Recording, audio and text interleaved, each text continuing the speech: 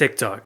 The app where you can make a career from doing the least. Whether it's making crappy sauce that makes people sick, or bobbing your head up and down while making exaggerated faces. I think most people from the US are glad to see TikTok go. But in the words of the great Marcus Aurelius, it's not about TikTok being banned, it's about where they will go once it's gone. But there are pros and cons to nearly anything if you look hard enough. I remember when TikTok first started to gain traction. I was a sophomore in high school just minding my own business. Then the bell rings for my next period until I get up from my seat to go to my next class. Until I seen these girls put the phone up against the door to record themselves dancing, and I couldn't do anything but watch from a distance. I was never a confrontational person too, so I was too scared to say anything. And after the longest 30 seconds of my life, they finished everything up, and I asked them, "Hey, why are you guys dancing?" And they mentioned this app TikTok. So surely enough, when I got home, I downloaded it to see why these girls were so into it. And my disappointment dropped to an all-time low as soon as I seen the first video on my For You page. And keep in mind, this was very early TikTok, so there was nothing but cringe.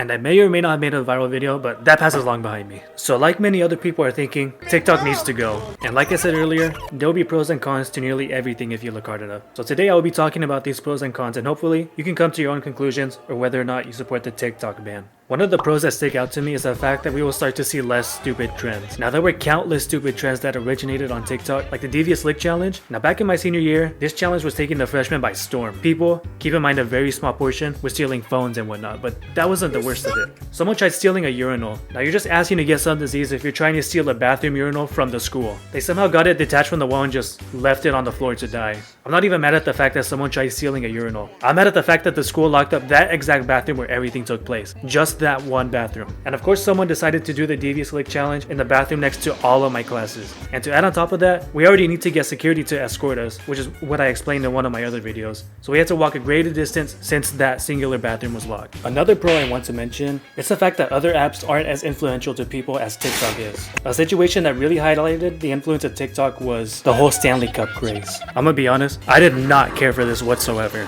But this whole Stanley Cup craze started when they released a limited pink Stanley Cup in collaboration with Starbucks. Now, you know white girls were going crazy for this. You had them at Starbucks. People were waiting in long lines just waiting to get their hands on one. And on one occasion even, a man jumped over a counter and stole a whole box of these. Keep in mind that these limited Stanley Cups were going for about $300 at the time. I mean, I'm not saying I would do it. All I'm gonna say is I can understand why the guy stole them. I never really cared for that whole craze. As long as it has people hydrating, I have no problems with it. Another pro that we'll begin to see, well, let me just show you.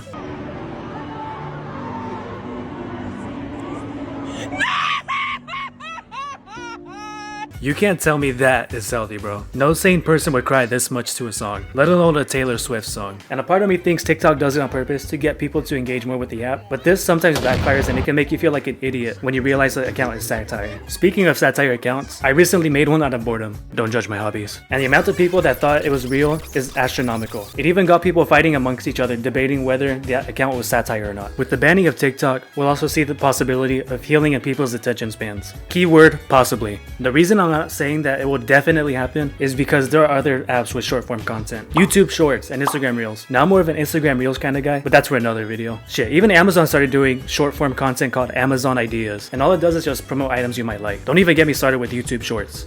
What the fuck are my videos doing here? Moving on to the cons, banning TikTok is bad for businesses, like Pink Sauce. Actually, that might be a pro. Nah, but for real though, so many people have made a career off of promoting their businesses. You even have teenagers starting up their own businesses and making a fat bag. And banning TikTok will most likely be detrimental to their businesses. And like I mentioned in the intro, the TikTok audience will most likely spread out to other platforms. Instagram Reels is probably a safe place though, considering they bully kids off the app. So either TikTok users adapt with the Instagram Reels users, or just get flat out bullied off the app. So yeah, do you support the banning of TikTok? Let me know in the comments. So feel free to comment some cons that I didn't mention. And thank you guys so much for 1,000 subscribers and the support on my last video. Younger me could not fathom those numbers. Make sure to have a good day or night wherever you're from. See ya.